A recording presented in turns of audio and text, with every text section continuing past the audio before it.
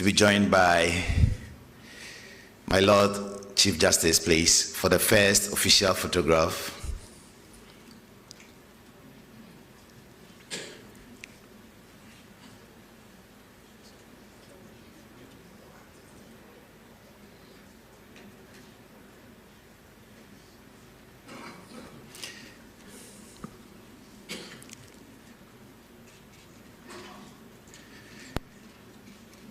Next photograph, they'll be joined by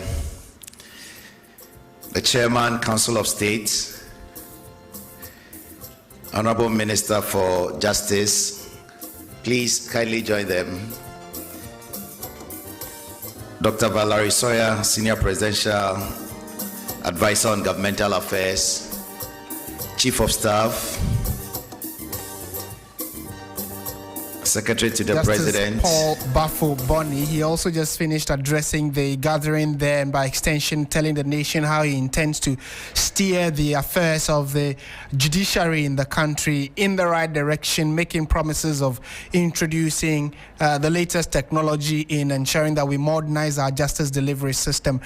Before he spoke, though, the President of the Republic, John Dramani Mahama, also gave a few words of caution and encouragement to the head of the judiciary, Justice Paul Bafo-Boni, and by extension, all members of the bar and the bench, encouraging them to ensure that justice is not only done, but must be seen to be done. So it was a solemn swearing-in ceremony. As we speak, they are just taking pictures to capture the moment in time.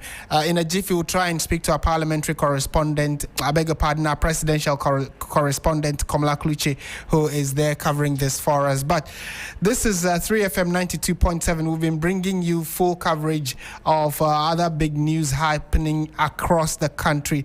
And before we try and get that connection to Komla Kluche, let's find out what are the other stories happening in Ghana. The Ghana Armed Forces has resumed recruitment under tight control after last week's stampede that claimed several lives in Accra. But are these safety measures enough? We have the latest on that for you. And then later, the finance minister has faced mounting pressure from traders over new value-added tax registration threshold.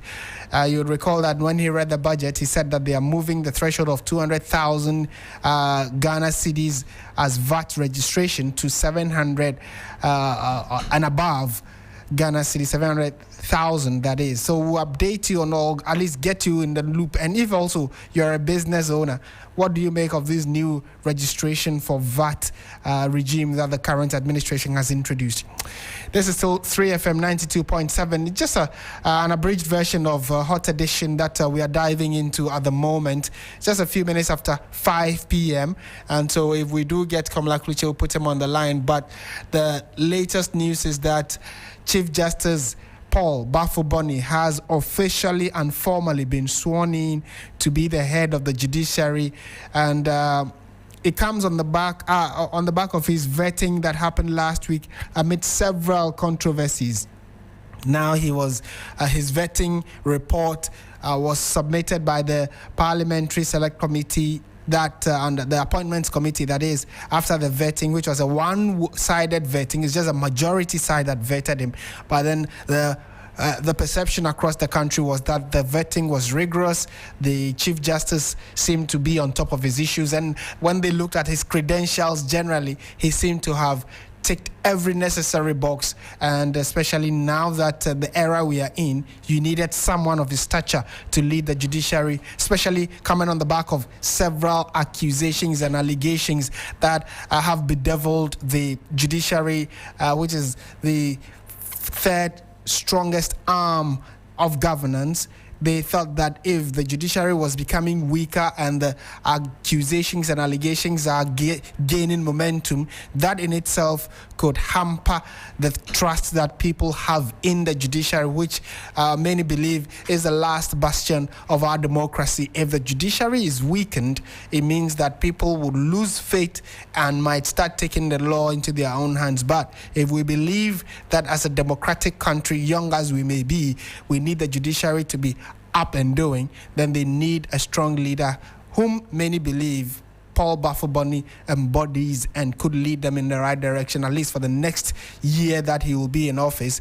They are confident that he will steer them in the right direction. So we would also bring you bits and pieces of his thoughts that he shared with the members that had gathered there in a moment, and then also try and bring you what exactly the president said regarding the swearing in and how they believe that he is going to be, or he's the right person for the judiciary going forward, especially with the kind of background or the baggage that they have carried in the last few years. While we wait for that connection, though, we'll go straight to some of the key stories happening in the country. And you'd recall last week the country was thrown into a state of shock when 6 of our compatriots who were seeking to be members of the Ghana Armed Forces lost their lives due to a stampede. Thousands had gathered at the Elwak Sports Stadium in a bid to hopefully be given the opportunity after recruitment to serve their nation. But that did not go as planned, as when the gates were opened, there was a stampede that led to the death of 6 female aspirants who were seeking to be members of the judiciary. Unfortunately, they lost their lives, and on the back of that, we seem to be having a number of reforms being introduced. The Minister for the Interior spoke briefly about the new reforms being introduced when it comes to the security services under the Ministry of Interior, and then also the Military High Command have been going from house to house of the 6 individuals that lost their lives to encourage them more or less to ensure that they do not feel left out, and that the state was going to do all it can to ensure that this unfortunate incident does not recur. But on the back of that, a new development has happened today. So the Armed Forces says that the suspended 2025-2026 recruitment screening exercise for the Greater Accra region will resume on Thursday, which is this week, the 20th of November. A statement signed by Captain Veronica Ajo-Ahin, Acting Director General of Public Affairs or Public Relations, said that the screening will now take place across 8 sub-centers in 5 locations to ensure a more orderly and safe process. According to the Armed Forces, all qualified applicants grouped in batches of 600 will receive SMS notifications indicating their reporting dates, batch numbers, and designated screening centers. The approved centers include 2 at the Elwak Stadium, 2 at Nicholson Park in Burma Camp, the Air Force Base also in Burma Camp, 2 at the Training and Doctrine Command Center in Teshi, and the Eastern Naval Command in Tema. Applicants have been urged to strictly follow the instructions in their SMS messages and regularly check the recruitment portal for further updates. Those who do not receive a message by the 20th of November are advised to contact the helpline or dedicated WhatsApp number for assistance.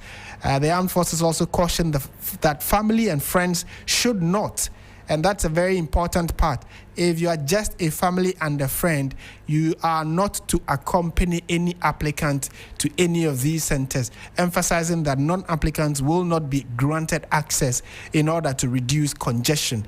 The recruitment exercise was suspended earlier after a tragic stampede, which I mentioned earlier on. To enhance transparency and restore public confidence, the entire Greater Accra recruitment team has been replaced with leadership.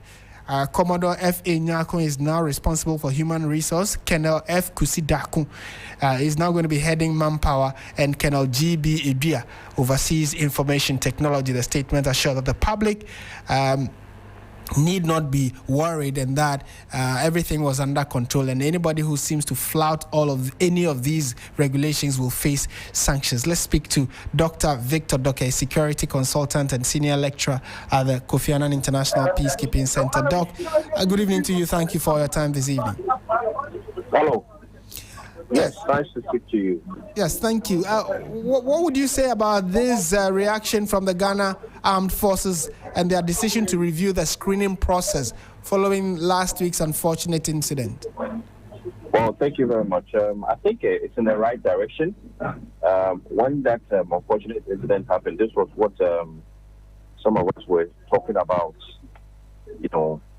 decentralizing the whole process. And you have so many venues that you wouldn't even need to pay any amount to use.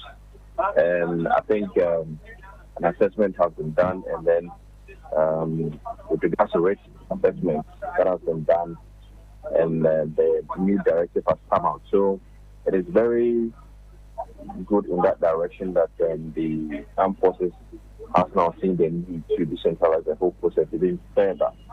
And that runs through every security agency who is going to do recruitment.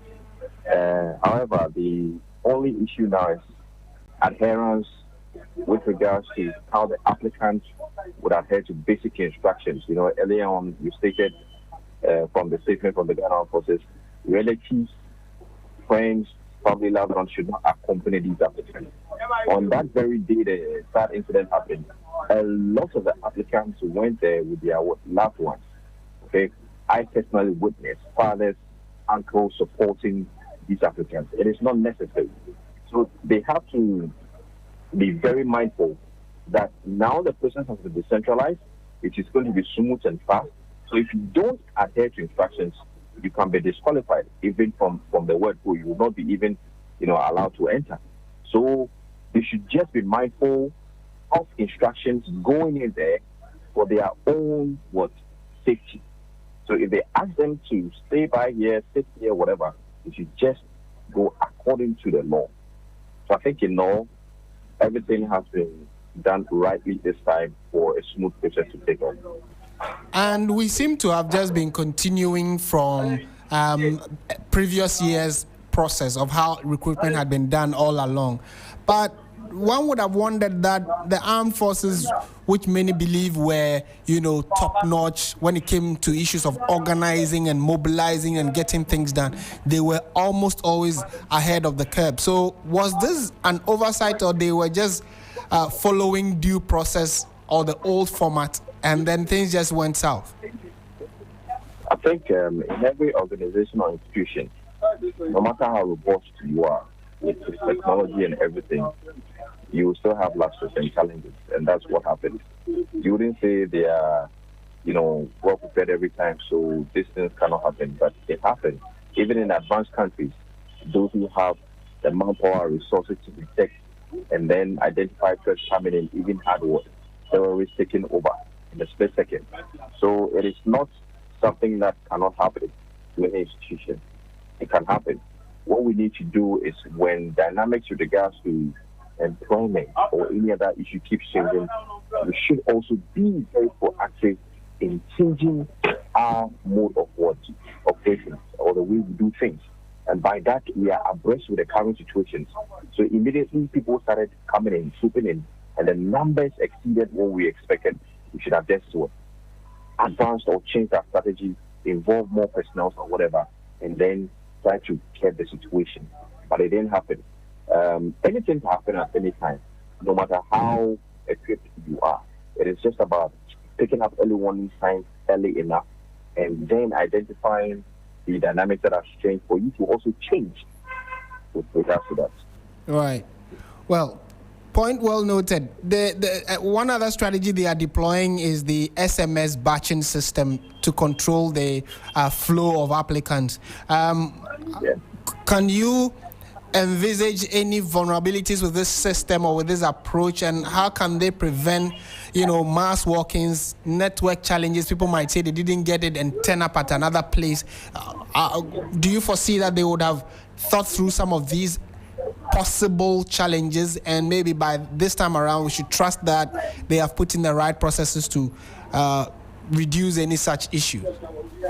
Yeah, in technology, in our dispensation, a third world country as we are described, with regards to technology, we are not at top notch. So you would expect that messages, text or whatever means will go through, but some applicants or prospective applicants may not be able to receive it. You understand? So alternative measures should be put in place. So if an applicant, knows from the very day that they have to, come to Nicholson Park or Elwa or whatever, then they appear there, but they don't have evidence, there should be somewhat like a desk for them, a help desk or something for them to identify the person's name or, credentials or whatever, so that the person can go through the process. Because if not, then people come in, they know they are supposed to come today, and if they don't find an alternative to verify their names, then it becomes a problem. It sends agitations, allegations will come in, accusations can come in and whatnot. So I think if these things have not been done, they should look at how they can facilitate, as a matter of urgency, a help desk that can be there with the names on it, because they already know this what they are expecting, and they send them messages. And this is the time where the applicants also, knowing that you can be called in time, you should have a very efficient, equipment, technology to receive information. Because at this time, everybody has advanced with technology. So you need to also be abreast.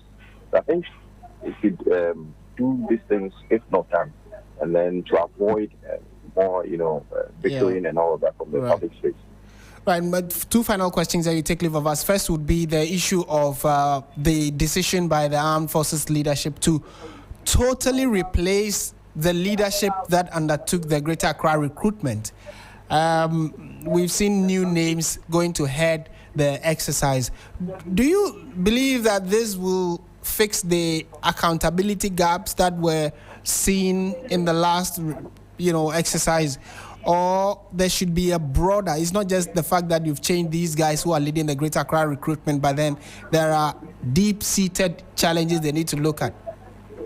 Wherever the incident happened, that is where you focus on. Now, with regards to the changing of the personnel who are in charge, in itself is transparency and accountability. Because who were those who were there before? And then let's not forget, once investigation started on that very day, there has been some progress made, and then assessment has been made to ascertain that, well, we need to change the personnel with regards to those who are going to facilitate the process. That is why we are seeing their names. So that in itself is accountability and transparency, because other than that, the cries of the populace, the cries of the political elite, and even the hierarchy of the Ghana forces themselves will not be heeded too. So it's in the right direction. We focus on where the issue has happened. Now, whatever changes that has come out of it would now transfer or reflect to other areas. If in the other areas you also identify problems, then you can change the hierarchy in those areas. But for now, this is where we have the problem. They change the hierarchy, the officers in charge, and then also monitor. You evaluate and monitor their performance in the process, and then you make an assessment. If it's not up to standard, they will also be changed. And that's how we do things. Right. And finally, still tied to that, though, we know that there's a board of inquiry investigating the incident. What are some of the questions you would be hoping be answered in their investigation? And should their final report be made public? Well, I'm expecting that questions about causes, what were the emergency preparedness plan, okay, in terms of how many men were supposed to even be there, early warning signs that were picked up to act on, and what were the responses when they realized that numbers had already increased. The report, yes, have been made public. This is not something that will be shouldered in secrecy. Right. The helicopter crash report was made public. We all know what has happened. So this will even afford institutions to learn from it. You understand? And that will also foster the success of the security sector in the context of what? Accountability and transparency. Right. We are grateful that you made time to speak with us this evening, sir. Thank you very much. And we've been speaking to Victor Dartey, who is Dr. Victor Dartey, who is a security consultant and senior lecturer at the Kofi Annan International Peacekeeping Training Center. And so these new reforms that are being rolled out by the Ghana Armed Forces takes effect from Thursday, actually, where the recruitment process in the Greater Accra region starts or restarts. And if you were there or are part of those that are seeking to be part of the armed forces of the country. What do you make of it? Do let us know on our Facebook and our YouTube page where we are streaming this bulletin, which is Hot Edition on 92.7. And have you received your text message? Where would you, which specific area out of the newly demarcated zones are you expected to be at? And is it something that, what generally were your perceptions on the day of the unfortunate incident last week? Do share it with us, and we'll be happy to let the rest of the world know about it. And like you heard our resource person, this report must be made public so that then nationally we are all on the same page and to ensure that this does not recur. Let's shift our attention to some other stories now. And over 1,500 visa applicants used fraudulent means to apply for visas to the UK in 2024. The numbers, according to the UK High Commissioner, reveals a growing threat requiring urgent fixing. The development has prompted the High Commissions of Australia, Canada, and the United Kingdom to embark on a week-long sensitization and education campaign to help tackle the challenge. The three commissions, in a joint statement, reiterated their commitment to protecting genuine applicants and ensuring that visa processes remain transparent. Meanwhile, fraud and security consultant Richard Kumado says it is not enough to punish applicants with long bans. He believes that the agents behind the fraud must also be sanctioned. So let's listen to Richard Kumado on this. Dancing moves. Agencies in town who does the background checks or investigations for some of the embassies in Ghana. And the numbers are going up. Some visa racketeering activities and some agencies are duping a lot of people. Then they are also getting flags of some of the documents being submitted. I believe that is why they will want to educate the general public and create awareness, because sometimes lack of awareness may also lead genuine people who want applications and the money that gets involved in terms of the visa application fees. So police is predominant, because when fraudulent documents are identified and they ban the applicants, these matters are reported to the Ghana police. And the Ghana police will want to investigate and get the perpetrators apprehended. I think that in terms of sanctioning and in terms of punitive action, if agents are identified, then they should be sanctioned as much as we want to sanction or ban the individual applicants for 5 years or 10 years. Because they are registered agents in Ghana who facilitate visa application processes for these individuals, and that is where the fraud is coming from predominantly. And it's important, it's good that you mentioned these agents as well. What role are they supposed to be playing? People are afraid to apply for visa directly. They are either naive or they are uneducated in that regard.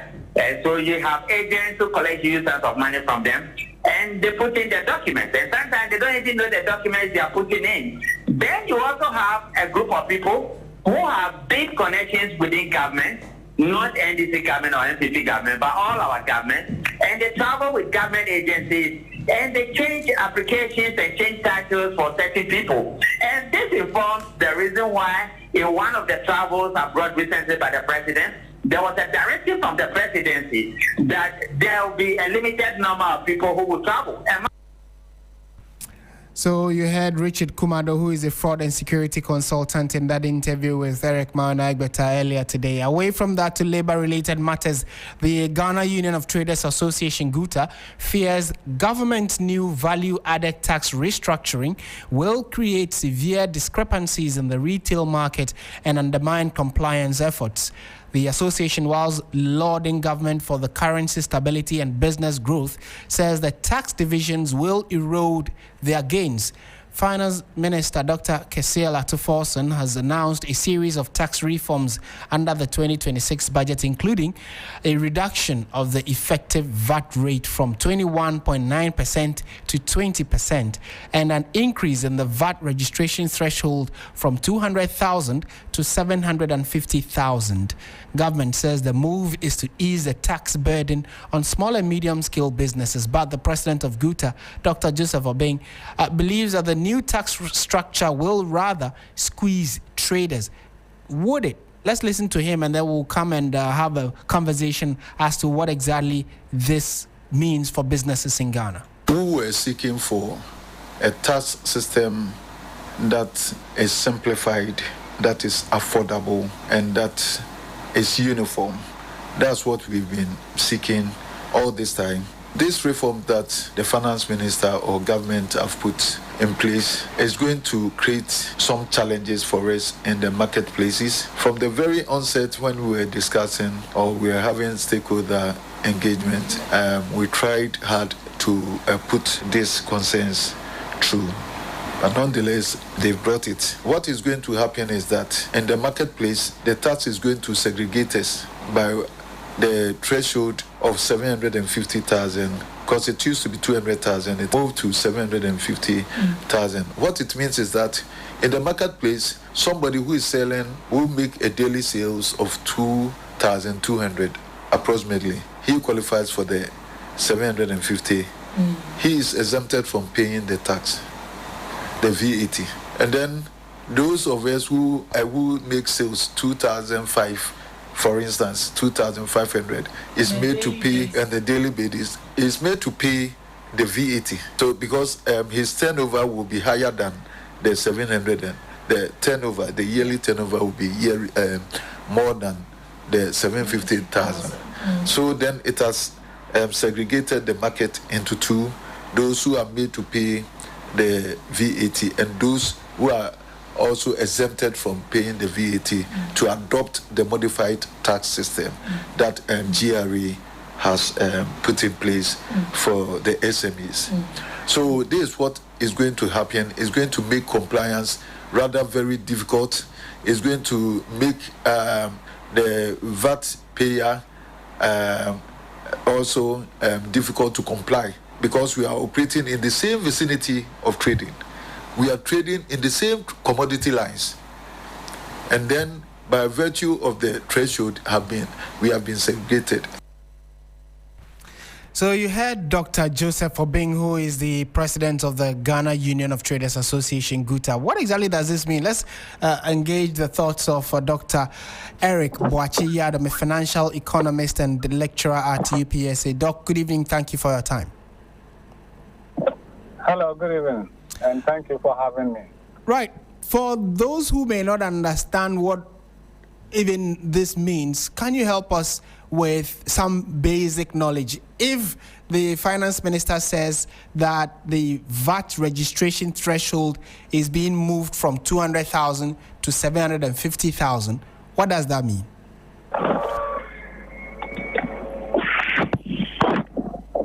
Okay, so rightly, I think the intention of the minister or the government is to support micro businesses that are earning below a certain threshold of about 200,000 on a yearly basis, and those that are earning above making sales above 750,000, that is between, if you can make a daily sales between 2,500 to 3,000, you will be slapped with this VAT a new structure that the minister is proposing. I think on one hand, the attempt to support micro businesses to grow is good, but on the other hand, we want to ask what special thing does those who fall in the 750,000 threshold, is there any incentive that they will enjoy? You know that that will ordinarily make things expensive. So if there are two shops selling at the same place, one make more sales of 750,000 a year, and the other also makes sales 200,000 in the same area. One item is likely to be priced differently by the shops. That is the kind of challenges that we are likely to find ourselves. So it should be clear as to, is there any incentive for those that fall within the 750 margin? Is there any incentive to be able to cushion them or protect them so they don't end up also losing their business? And obviously, as a rational consumer, I will want to buy from the one that is giving me a lower price, So I think government needs to look at it so that in your attempt to support micro businesses, you do not also disadvantage those that are already within a certain high margin. So, if my understanding of this explanation is right, if you and I are doing, probably, let's say we are selling shoes, and you sell, by the end of the year, you sell up to about 200,000, and I sell about 750,000, you get a VAT free, you are selling at VAT free, or you wouldn't be taxed to pay VAT. I that do 750 would be the one to pay the VAT. Exactly. So, but on one hand, the one who is also charging tax can also claim tax for input, VAT on the input. I mean, that is likely to be the only benefit to the one who is likely to who will be charging the tax.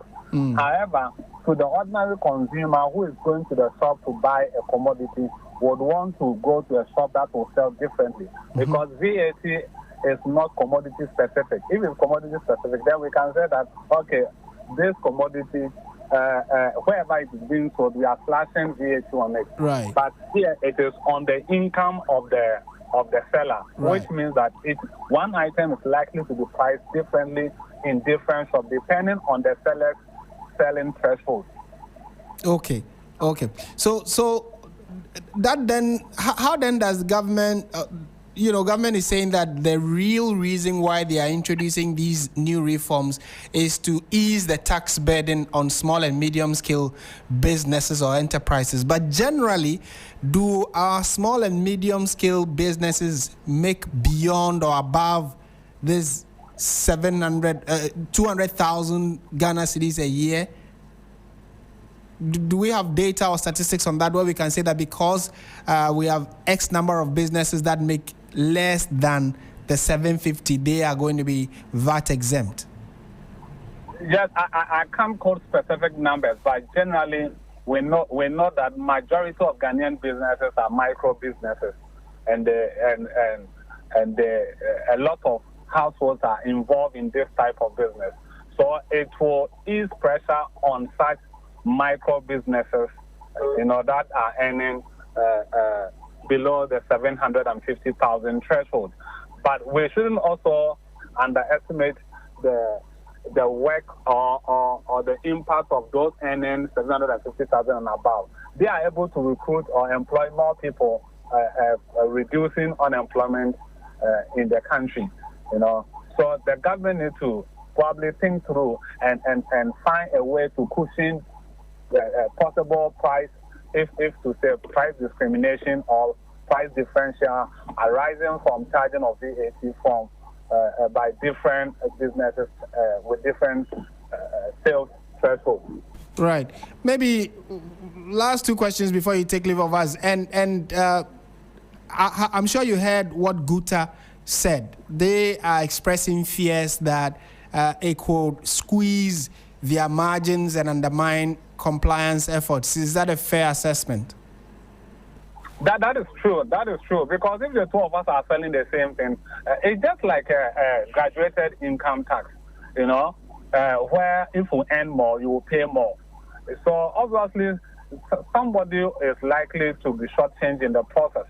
So if I'm selling 750, let's say we are all in Abosokan selling spare parts. You make sales. We look at your annual income. You make sales more than me. So you bring a tie, and you are supposed to sell the tie at let's say 100 cedis, and because my sales margin is high, I'm forced to sell it at 720. So sorry, 120. In that case, I'm selling it 20 cedis higher than yours. Which means that I'm likely to be expensive and I can lose business. So on that score, I agree with the Buta president. Right. Okay. Doc, thank you so much for your thoughts and perspectives you bring to this issue. Dr. Eric Boakye-Yiadom, financial economist and lecturer at UPSA. Thank you for your time this evening. And I mean, if you're a businessman, a trader, you know someone that does business, what do you make of these reforms? Because generally, you could get the sense from the finance minister that all these new reforms that are being introduced is to help traders and businesses and then also the economy at large. So if there are going to be shortcomings, could it be also that no proper or the government did not do proper due diligence in terms of consultations with the key stakeholders in the industry? You would also remember that before the budget was read, Finance Minister was seen at a number of markets engaging traders to at least get their inputs into the budget. So was it that this was an oversight, or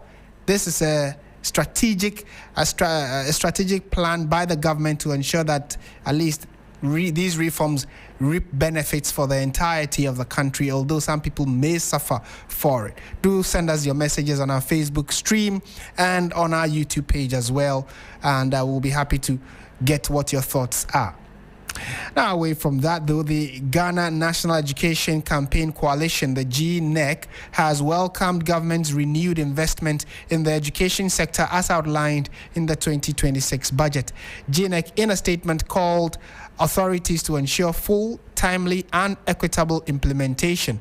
GNEC applauded the government's bold commitment, including plans to construct 200 junior high schools, 200 primary schools and 200 kindergartens, along with 400 teachers' bungalows and places of convenience.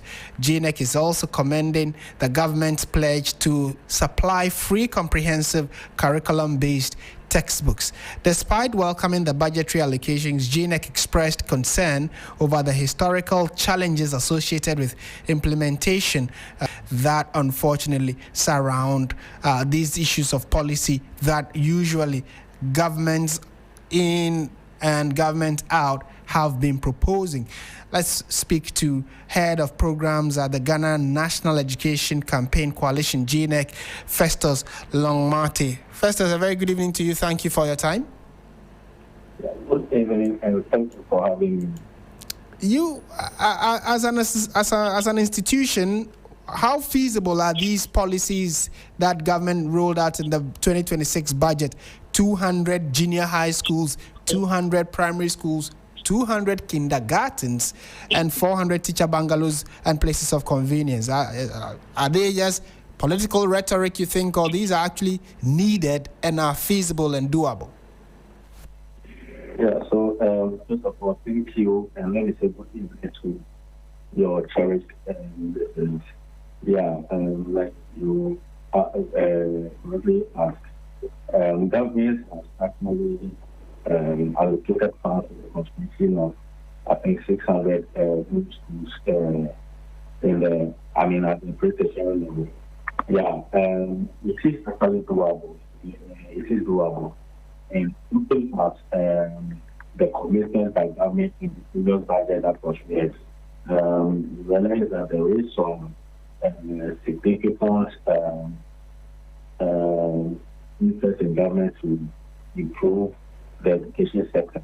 And for us as a coalition, we actually need government for this initiative. For instance, we realize that in the previous budget that was made, government promised to supply free sanitary pads to our girls in our schools at the British level, that is up to primary to secondary school level. And we all know that they have tried to distribute free sanitary pads to over 1.3 million female students at both levels. That alone is an indication that government is committed to improving the sector. Right. Kindly position yourself well for me so we can hear you a lot clearly. While at that, how far can upgrading, because a big issue that we know that second cycle institutions face really is that of overcrowding and people forcing, everybody wants their ward to go to these so-called A-list schools. So government says they are going to upgrade category C schools to category B, a number of them, and then same for category B schools to category A, and then expand the category A schools. How would this, in your estimation, reduce overcrowding and fix the double track system that the current administration is hoping to fix? Yeah, so personally, I think the issue is not about the upgrading of a particular secondary school from one category to the other, but instead, the most important thing is to ensure that the schools have the required infrastructure to accommodate the numbers. It is unfortunate that sometimes when we want to initiate certain policies, we don't really engage stakeholders extensively, because for every problem that we have, we believe that knowledge is not in just one head. But then, if we take the opportunity to engage with all those matters, we know definitely there will be a solution. For instance, part of the introduction of the free SHS policy that was in 2017, next came out to suggest to government to complete the previous administration at the time, which was the English government, started with regards to the construction of about 200 senior high school, that's the day school project, which was popularly referred to as the E-Blocks project. So we actually suggested that government should use the 2017 to rather complete those projects and then begin the implementation of the free education program from 2018. But that was not listened to. Meanwhile, we faced this suggestion on our previous experience, just as in this because the capitation class at the basic level, that's at the primary level. We all know that when the capitation class was introduced, somewhere around 2004, thereabout, there was increase in admission, and that there was increase in admission, and that to some extent affected. How do I put it? That it created overcrowding in our office at the basic level, especially when we go to the urban centers. Somewhere around the municipality, go to Blaui, and other areas within the Greater Accra region. We realized that we are having crowded classrooms because of the introduction of the education grant. So that alone is enough indication, or is enough to let us know that with the introduction of the free education policy, we're going to have a lot of students gaining attention into the secondary school level. Okay. But it also means that we need to get the infrastructure ready to be able to accommodate the increasing numbers. That did not happen, and we're all witness to the challenges that face up as a country. So for us, the initiative to construct additional school buildings or additional schools at the pre-tertiary level is welcoming and is commendable. But we think that there is still more to be done, because when you look at the statistics, we still have over 5,400 schools that are failing under trees, and also in dilapidated structures across the country. I'm sure it's a gradual process. So if government has initiated this process of solving the infrastructure challenge at that level, it is welcome. Because remember, little drops of water forms a mighty ocean. Yes. So if at least there is 600 new schools that is being constructed, we believe that gradually we'll get them. It's very welcoming. With this commitment on the part of government. Okay. Festus, we may have to leave it here for now, and thank you that you bring these new perspectives to the conversation, and certainly for God and country, we hope that the education sector also gets its fair share of development, which is important for our growth collectively. Thank you. Festus Longmate is head of programs, Ghana National Education Campaign Coalition. You're still listening to Hot Edition on 3FM 92.7. In a moment, we'll be bringing you the latest in the world of business. Stay with us.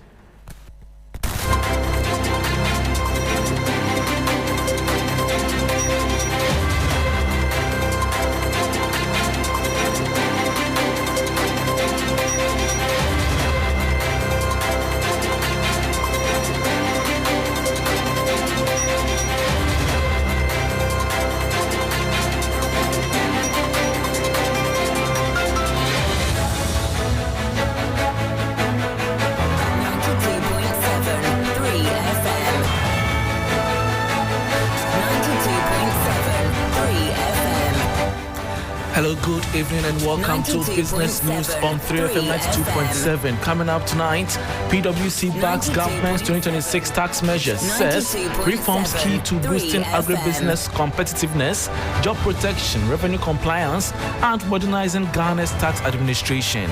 I am Bismarck Elsa. Will bring you details of our headlines and other stories shortly. Please stay.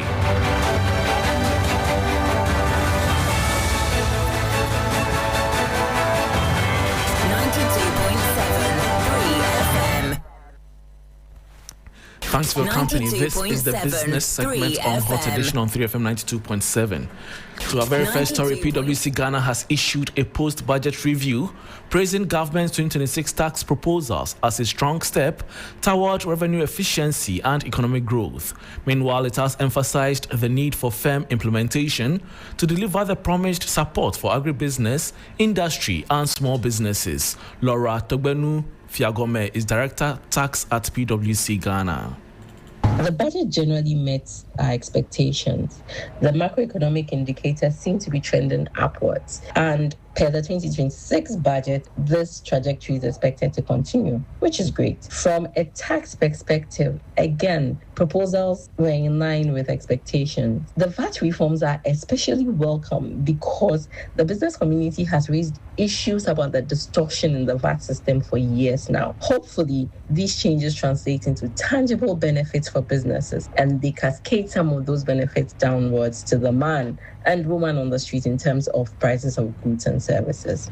The budget talked about review of major tax laws, the use of AI and technology, like the integrated tax administration system that's going to be introduced into the tax admin space. These are things that we're really looking out for. AI is good, but it has to be used responsibly and ethically. So all in all, major changes announced in the tax space, and we look forward to see how they are implemented. And that was Director Tax at PwC Ghana, Laura Togbenu Fiagome. Meanwhile, Acting Commissioner General of the Ghana Revenue Authority, GRA, Anthony Kwesi Sapon, says plans to introduce AI in port duty valuation, among others, could increase port revenues by up to 45%. The GRA Commissioner revealed that this would not only increase efficiency, but also enhance speed at the ports.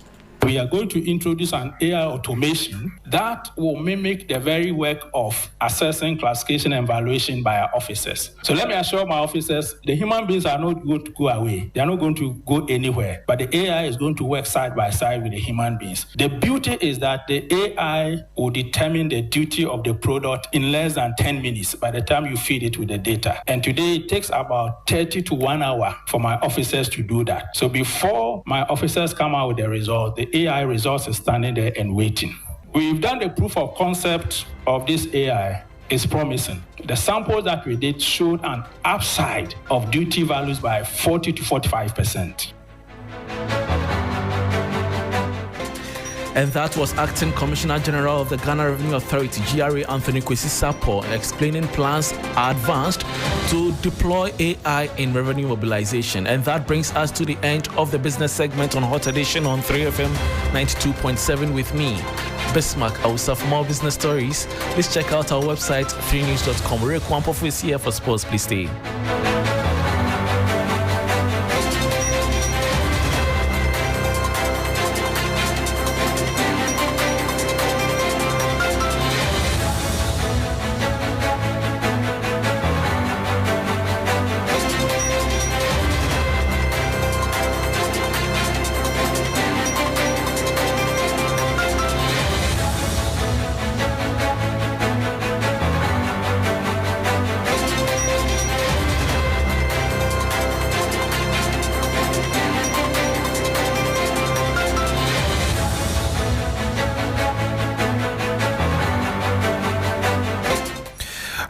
afternoon and welcome to the sports segment here on Hot Edition on 3FM 92.7. My name is Oreku Ampofo.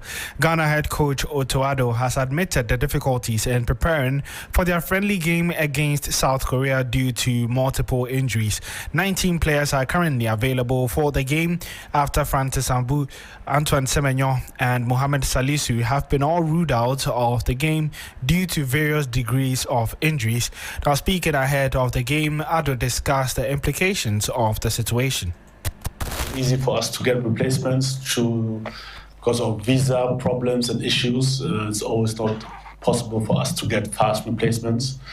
But we prepared very well. We saw a lot of matches from South Korea. We know what they're capable. They have a lot of very good players. In the defense, like Kim from Bayern Munich, but also up front, they're very strong with Lee from PSG and Son definitely, and Wang, for example, and another Lee from Mainz 05. So we know them very well. I think they've had some good results. Also, the last result against Bolivia, where they played very well, and so we know their strength. It was going to be a difficult match. Meanwhile, Ghana forward Kamaldeen Sulemana says that the team will do everything possible to secure victory when they face South Korea in Tuesday's international friendly. He believes the group has enough quality to respond strongly after last week's defeat to Japan. Yeah, we're looking forward to the game tomorrow, and obviously it's an opponent we've already played. It's a different team that we played them a few years ago, and I know they also have different players. And like the coach said, we know their strength. We know they've got good players from the back all the way to our front. So I think it's going to be a good match. I think it's going to be a tough game for us, but I also think we can beat them. I think we've got the quality to beat them, and we are going to try to do that. And we will see. We're very excited to be here, and it's an opportunity for each and every one of us to show the world what we are capable of, and then hopefully we're able to do it tomorrow. So that was Kamaldeen Sulemana, who potentially could be one of the candidates to wear the captain armband for the game against South Korea on Tuesday. Remember that the match between the Black Stars of Ghana and South Korea would take place on Tuesday morning at 11 a.m. and it will be live on TV3, so you can join for build up to that one that starts at 10 a.m. and would also be streaming live on our social media platforms. Let's now bring you some more news from the international front. Nigeria have seen their football federation apologize to President Bola Tinubu and Nigerians and the Super Eagles after they lost the World Cup playoff against DR Congo on Sunday to miss out on the chance to play at the 2026 FIFA World Cup. Now, the team's performance has drawn criticisms and outcry from football lovers in Nigeria, with many calling and criticizing the Nigerian Football Federation. Now, the statement put out by the federation reads, I quote, "The Nigerian Football Federation wishes to openly and sincerely apologize to His Excellency President Bola Ahmed Tinubu, to the federal government as a whole, and to the millions of Nigerians, most especially our passionate, loyal football fans, following the Super Eagles' failure to qualify for the 2026 FIFA World Cup finals."